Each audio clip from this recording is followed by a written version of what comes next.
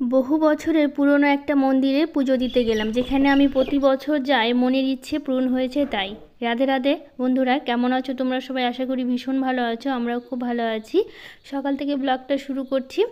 আজকে হচ্ছে শনিবার, তোমাদের সাথে নিয়ে আজকে ব্লগটা শুরু করছি। আজকে তো বুঝতেই পেরেছো তোমরা যে আজকে একটা মন্দিরে যাব পুজো দিতে।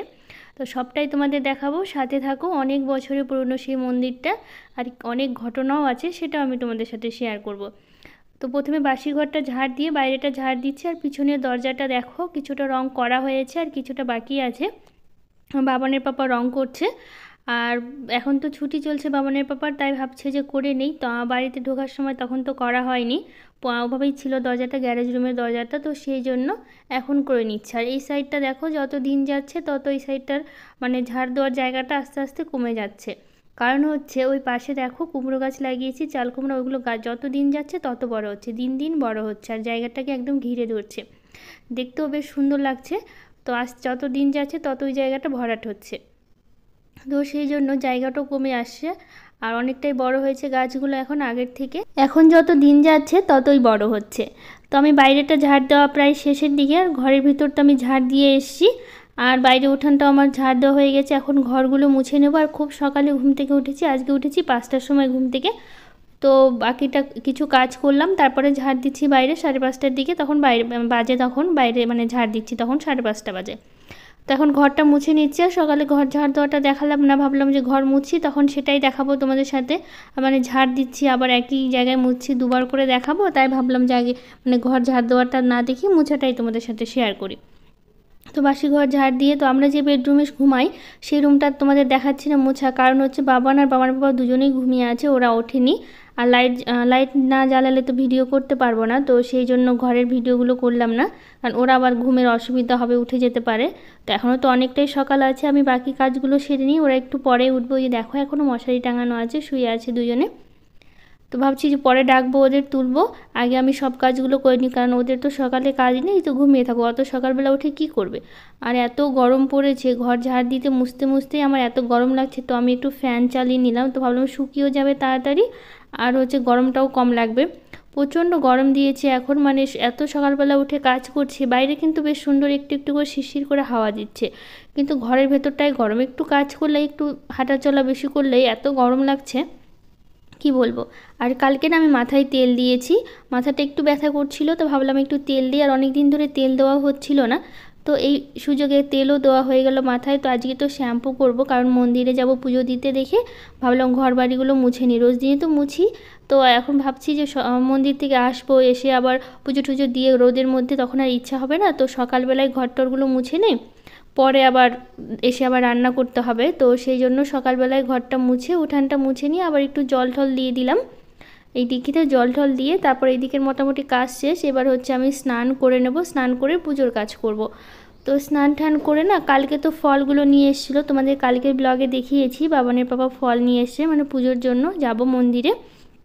তো সেই জন্য ফলগুলো ধুয়ে নেব, আর ফুল টুল যা সকালবেলা তুলেছি সেগুলো হচ্ছে দুই ভাগে ভাগ করে নিলাম, মানে একটা বাড়ির পুজোর জন্য আর একটা মন্দিরে যাব সেই পুজোর জন্য।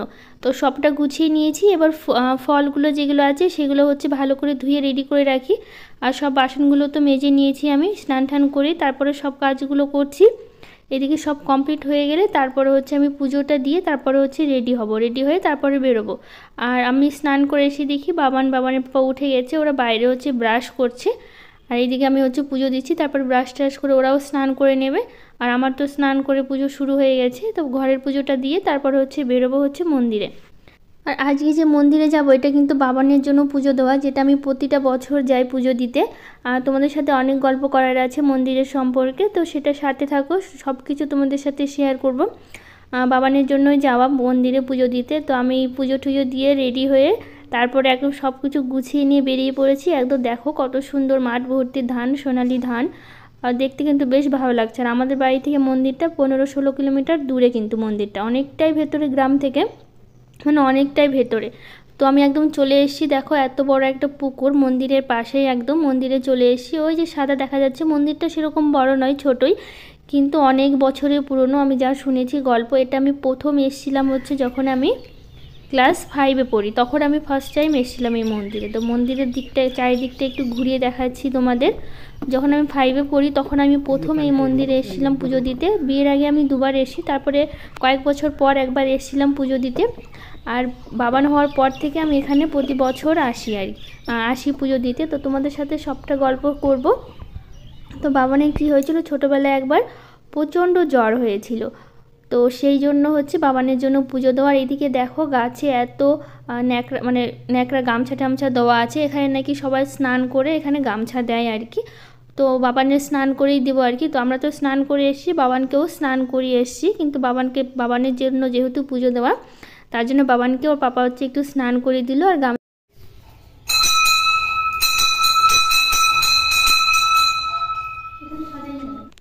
তোমাদের বললাম যে বাবানের একবার জ্বর হয়েছিল, ওর তখন 6 কি 7 মাস হবে। তখন এত জ্বর হয়েছিল, 1 সপ্তাহ ধরে ওর জ্বর ছিল বাবানের।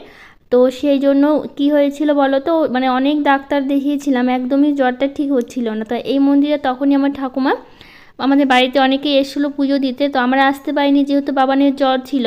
তো সেই জন্য এখান থেকে হচ্ছে ঠাকুমা হচ্ছে মানত করে গেছিলো, আর এখান থেকে একটু ফুল নিয়ে গেছিলো বাবানের জন্য। ওর তো কিন্তু তখন 6-7 মাস বয়স ছিল, খুবই ছোট ছিল। এখান থেকে পুজোর ফুল নিয়ে গেছিলো, আর ঠাকুমা মানত করে গিয়েছিলো যদি সেদিন রাতের মধ্যেই জ্বর ঠিক হয়ে যায় তো আমরা যেন এখানে পরের বছর পুজো দিতে আসি। আর আমাদের হচ্ছে পরের দিনই, যেদিন পুজো দিতে আসে তার পরের দিনই হচ্ছে বাবানকে নিয়ে কি বলবো, হসপিটালে যাওয়ার কথা ছিল। আমরা ব্যাগ ট্যাগ সব গুছিয়ে নিয়েছিলাম যে পরের দিন সকালবেলায় আমরা যাব হচ্ছে, যেহেতু জ্বর ঠিক হচ্ছিল না, হসপিটালে নিয়ে যাব ভর্তি করানোর জন্য। তো এখান থেকে ফুল নিয়ে গেছিলো, ঠাকুমা ঠাকুরকে বলে গেছিলো যদি জ্বরটা কমে যায় রাতের মধ্যেই। তো যেহেতু সকালে গেছিলো সেদিন ওই রাতের পরের দিন আমাদের যাওয়ার কথা ছিল। তো বলেছিল যে রাতের মধ্যে যদি জ্বরটা ঠিক হয়ে যায় তাহলে এখানে যেন আমরা পরের বছর পুজো দিতে আসি। তো ঠিক তেমনই হলো। এখানে ঠাকুরের ফুল মাথায় ছুঁয়ে দিয়েছিলাম আমি, ঠাকুমা যেহেতু নিয়ে গেছিলো।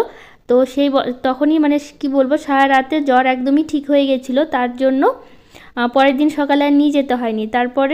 তারপর থেকে আমরা প্রতি বছর এখানে আসি পুজো দিতে। তো ঠাকুমা যেহেতু বলেছিল পরের বছর, আমরা কিন্তু সেই বছরই পুজো দিয়েছিলাম। তারপর থেকে প্রতি বছরই এখানে আমরা আসি পুজো দিতে।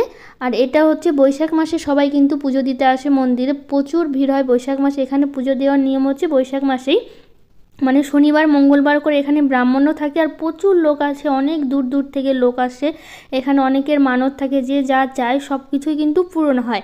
তো আমাদের একটু প্রবলেমের জন্য আমরা বৈশাখ মাসে আসতে পারিনি, তার জন্য জ্যৈষ্ঠ মাসে শনিবারে এসেছি। কিন্তু এখানে আরেকজনে এসেছিলো পুজো দিতে, এই সারা বছরই পুজো চলে, সারা বছরই লোকে এখানে পুজো দিতে আসে। কিন্তু হচ্ছে বৈশাখ মাসটা সবথেকে বেশি ভিড় হয় এখানে, ব্রাহ্মণও থাকে বললাম তোমাদের। তো এই জন্য আমাদের বললাম প্রবলেমের জন্য আসতে পারেনি। সবাই কম বেশি কিন্তু সারা বছরই সবাই পুজো দিতে আসে, কিন্তু ওই বৈশাখ মাসটা সবথেকে বেশি ভিড় হয় এখানে, ব্রাহ্মণ থাকে, পুজো টুজো দেয়। তো এইদিকে তো আমার পুজো দেওয়া হয়ে গেছে, তো ঠাকুরের ওখানে ভোগটা দেওয়া আছে। তো একটু পরে তো ভোগ তুলে তারপরে হচ্ছে আমরা বাড়িতে যাব। প্রণাম করো।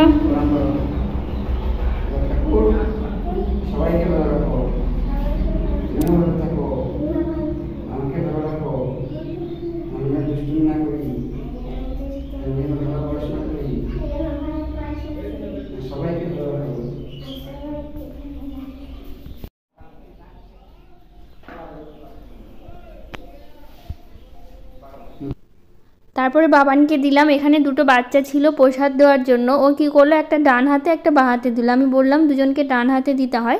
তো বাবানের পাপা প্রসাদগুলো দিয়ে দিল। আর এখানে দেখছি আমি যখন ছোটোবেলায় এসেছিলাম, বললাম 5-এ পড়ি প্রথম, এখানে কিন্তু পুরোটাই ফাঁকা ছিল, একটাও বাড়ি ছিল না। এখন কত বাড়ি হয়ে গেছে। তো আস্তে আস্তে অনেকটা দেরি হয়ে গেছিলো। তো আসার পথে আমরা একটু হচ্ছে পরোটা খেলাম, আমি বাবান তিনজনেই, আর বাবানের পাপা তিনজনেই একটু পরোটা খেয়ে তারপরে হচ্ছে বাড়িতে চলে আসলাম।